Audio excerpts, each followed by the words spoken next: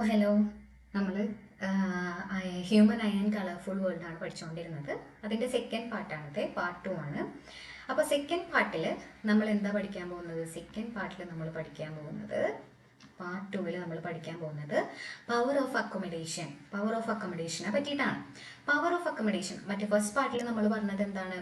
Human I, അതിൻ്റെ ഉള്ളിലുള്ള നമ്മളെ വിഷന് നമുക്കൊരു സംഭവം കാണാൻ ഹെൽപ്പ് ചെയ്യുന്ന കണ്ണിൻ്റെ പാർട്സ് അല്ലെങ്കിൽ അതിൻ്റെ പ്രോസസ്സിനെ പറ്റിയിട്ടാണ് നമ്മൾ പറഞ്ഞത് അല്ലേ.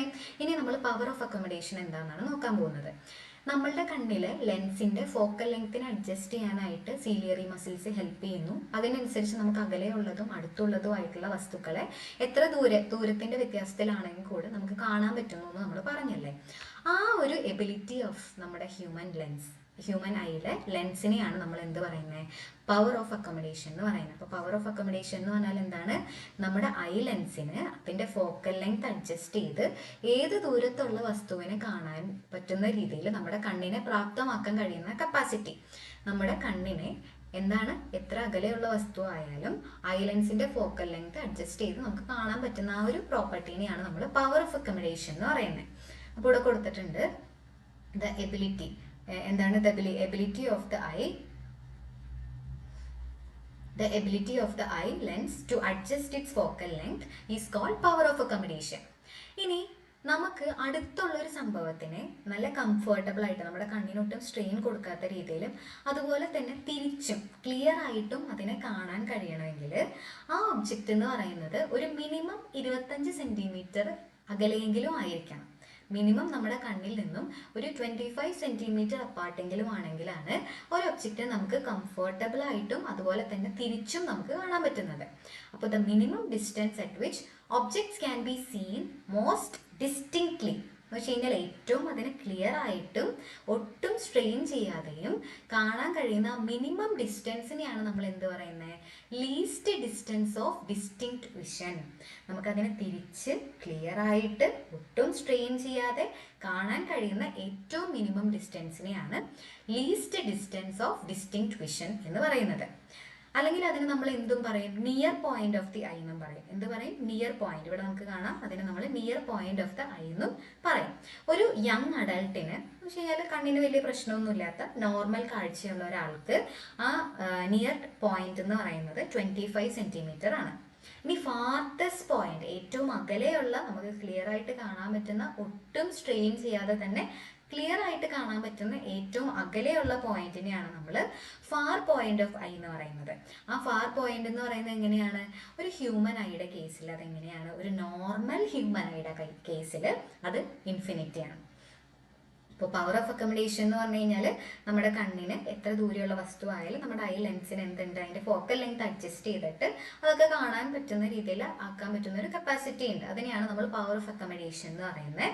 ഇനി നമ്മുടെ നോർമൽ ആയിട്ടിരിക്കുന്ന ഹ്യൂമൻ ഐ, ഹെൽത്തി ആയിട്ടുള്ള നോർമൽ ഹ്യൂമൻ ഐക്ക് അതിൻ്റെ ഏറ്റവും അടുത്ത് വെക്കുന്നതിൽ നല്ല ക്ലിയർ ആയിട്ടും സ്ട്രെയിൻ ചെയ്യാതെയും നല്ല ക്ലിയർ ആയിട്ട് കാണാൻ പറ്റുന്ന മിനിമം ഡിസ്റ്റൻസ് എന്ന് പറയുന്നതിനെയാണ് least distance of distinct vision എന്ന് പറയുന്നത്, അല്ലെങ്കിൽ near point of the eye എന്ന് പറയുന്നത്. ഒരു യങ് അഡൾട്ടിന്, നോർമൽ വിഷൻ ഉള്ള ഒരു യങ് അഡൾട്ടിന് ഈ നിയർ പോയിന്റ് എന്ന് പറയുന്നത് 25 സെൻറ്റിമീറ്റർ ആണ്. ഒരു ഫാർത്തസ്റ്റ് പോയിന്റ് എന്ന് പറഞ്ഞാൽ എന്താണ് എന്ന് പറഞ്ഞു കഴിഞ്ഞാൽ ഒരു നോർമൽ ഹെൽത്തി ആയിട്ടുള്ള ഹ്യൂമൻ ഐക്ക് ഏറ്റവും അകലെ ക്ലിയർ ആയിട്ടും നല്ല സ്ട്രെയിൻ ചെയ്യാതെയും കാണാൻ പറ്റുന്ന പോയിന്റിനെയാണ് far point of the eye എന്ന് പറയുന്നത്. അതെന്താണ്? ഇൻഫിനിറ്റി ആണ് ഒരു നോർമൽ ഹ്യൂമൻ ഐക്ക്.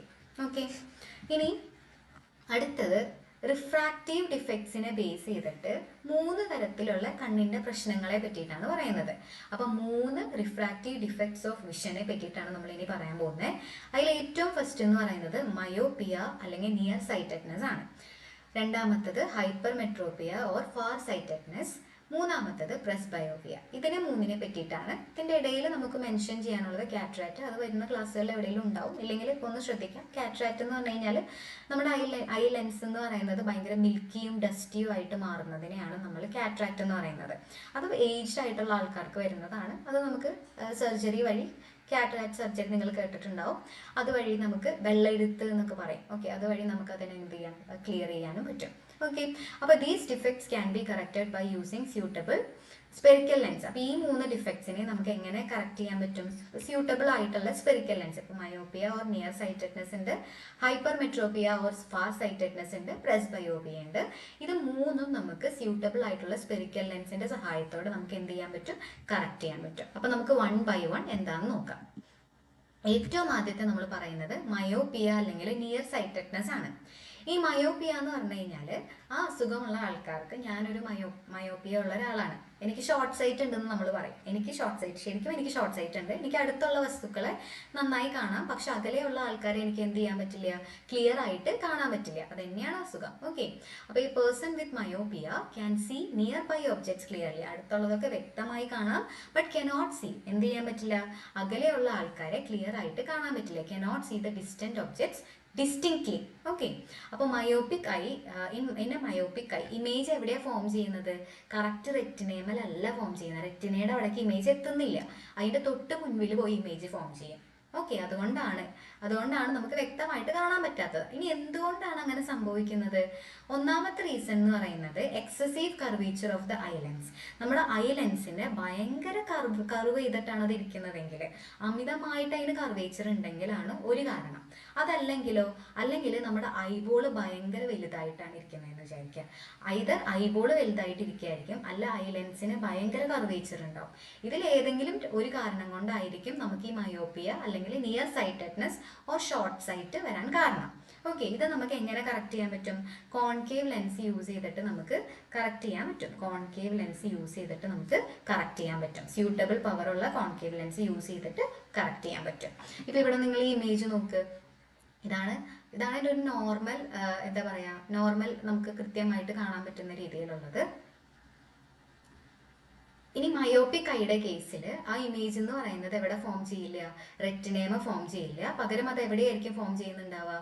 ആ ഇമേജ് തൊട്ട് മുൻപിലായിരിക്കും ഫോം ചെയ്യുന്നുണ്ടാവുക. ഓക്കെ, അതിന് നമുക്ക് എങ്ങനെ കറക്റ്റ് ചെയ്യാൻ പറ്റും? ഒരു സ്യൂട്ടബിൾ ആയിട്ടുള്ള കോൺകേവ് ലെൻസ് യൂസ് ചെയ്തിട്ട് നമുക്ക് കറക്റ്റ് എവിടെ കൊണ്ട് ഇമേജ് ഫോം ചെയ്യിക്കാൻ പറ്റും? റെറ്റിനേമൽ കൊണ്ട് ഫോം ചെയ്യിക്കാൻ പറ്റും. ഇതാണ് മയോപ്പിയ എന്ന് പറയുന്നത്. ഇനി അടുത്ത ഐ ഡിഫക്റ്റ് നമ്മൾ പറഞ്ഞത് ഹൈപ്പർ മെട്രോപ്പിയ അല്ലെങ്കിൽ ഫാർ സൈറ്റഡ്നെസ് ആണ്. ഹൈപ്പർ മെട്രോപ്പിയ ഉള്ള ഒരാൾക്ക് അതെങ്ങനെയാ? അകലെയുള്ള ഒബ്ജക്റ്റുകളെയൊക്കെ ക്ലിയർ ആയിട്ട് കാണാൻ പറ്റും, അവർക്ക് അകലെയുള്ളതിനെയൊക്കെ വ്യക്തമായി കാണാൻ പറ്റും. പക്ഷെ എന്ത് ചെയ്യാൻ പറ്റില്ല? അടുത്തുള്ള ആൾക്കാരെ അവർക്ക് ക്ലിയർ ആയിട്ട് കാണാൻ പറ്റില്ല. ഇപ്പോൾ ചില ആൾക്കാർ നിങ്ങൾ കണ്ടിട്ടുണ്ടാകും, ന്യൂസ് പേപ്പർ വായിക്കുമ്പോൾ വളരെ അകത്തി പിടിച്ച് വായിക്കണത്. എന്ന് വെച്ച് കഴിഞ്ഞാൽ അവർക്ക് അടുത്ത് പിടിക്കുമ്പോൾ അത് കൃത്യമായിട്ട് കാണുന്നില്ല, പക്ഷെ അവരെ കണ്ണിന്ന് കുറച്ച് അകലെ പിടിച്ച് വായിക്കുമ്പോൾ അവർക്ക് കാണാൻ പറ്റുന്നുണ്ട്. അത് ഈ ഹൈപ്പർ മെട്രോപ്പിയ അല്ലെങ്കിൽ far sightedness or long site ഉള്ള ആൾക്കാർക്കായിരിക്കും. ഓക്കെ, ലോങ് സൈറ്റ് ഉള്ള ആൾക്കാർക്കായിരിക്കും ഇങ്ങനെ സംഭവിക്കുന്നത്. അപ്പോൾ ആ ആൾക്ക് അവർ വായിക്കുന്ന സംഭവം എന്താണ്? ഒത്തിരി എനിക്ക് പോയിന്റർ കാണാൻ പറ്റാത്തത് കൊണ്ടാണ് ഇടയിലൊന്ന് സ്റ്റക്ക് ആവണത്. Okay, such a person has to keep reading material much beyond 25 centimeter from the eye for comfortable reading. കൃത്യമായിട്ട് വായിക്കാൻ വേണ്ടിയിട്ട് 25 സെന്റിമീറ്ററിനേക്കാളും ഒത്തിരി അകലെ അവർക്ക് റീഡിംഗ് മെറ്റീരിയലിനെ കൊണ്ടുവയ്ക്കേണ്ട വരും കംഫർട്ടബിൾ ആയിട്ട് വായിക്കണമെങ്കിൽ. ഇനി this is because the light rays from close by object are focused at a point behind the retina. എന്തുകൊണ്ടാണ് അത് സംഭവിക്കാൻ കാരണം? ഈ നമ്മൾ ആ ഒബ്ജക്റ്റിൽ നിന്നുള്ള ലൈറ്റ് റേസ് മുഴുവനും ഫോക്കസ് ചെയ്യപ്പെടുന്നത് റെറ്റിനേമല്ല, റെറ്റിനയുടെ ഫ്രണ്ടിലും അല്ല, എവിടെയാ? റെറ്റിനയുടെ പുറകിൽ പോയിട്ടാണ് അതൊക്കെ ഫോക്കസ്ഡ് ആവുന്നത്. ഇത് സംഭവിക്കാനായിട്ട് കുറച്ച് റീസൺസ് ഉണ്ട്. ആദ്യത്തെ റീസൺ എന്ന് പറയുന്നത് ഫോക്കൽ ലെങ്ത് എന്ന് പറയുന്നത് വളരെ കൂടുതലായതുകൊണ്ടാണ്. ഫോക്കൽ ലെങ്ത് ഒത്തിരി കൂടുതലായിരിക്കും, അല്ലെങ്കിൽ ഐബോൾ എന്ന് പറയുന്നത് വളരെ ചെറുതായിട്ടിരിക്കും. ഐദർ ഐബോൾ സ്മോൾ ആയിരിക്കും അല്ലെങ്കിൽ ഫോക്കൽ ലെങ്ത് കൂടുതലായിരിക്കും. അതാണ് എന്തിന്റെ റീസൺ?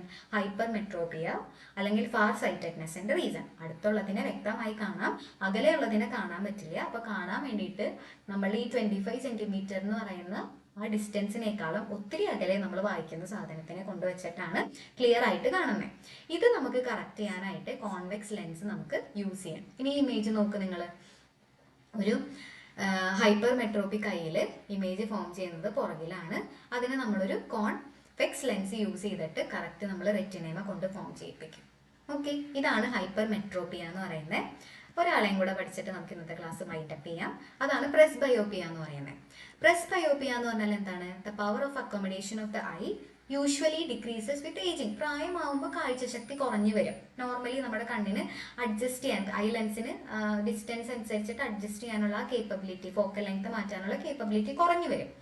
അപ്പോൾ നമുക്ക് അടുത്തുള്ള വസ്തുക്കളെ കംഫർട്ടബിൾ ആയിട്ടോ വേർതിരിച്ചിട്ടോ നമുക്ക് കാണാൻ പറ്റില്ല. അപ്പോൾ കറക്റ്റീവ് ലെൻസുകൾ നമ്മൾ യൂസ് ചെയ്യേണ്ടി വരും.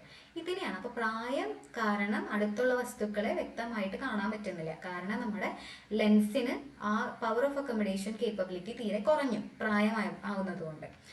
അപ്പോൾ അതെന്തുകൊണ്ടാണ് സംഭവിക്കുന്നതെന്ന് വെച്ച് കഴിഞ്ഞാൽ സീലിയറി മസിൽസ് ആണ് ഫോക്കൽ ലെങ്ത് അഡ്ജസ്റ്റ് ചെയ്യുന്നത്. ഈ സീലിയറി മസിൽസ് വളരെ വീക്ക് ആവുകയാണ്.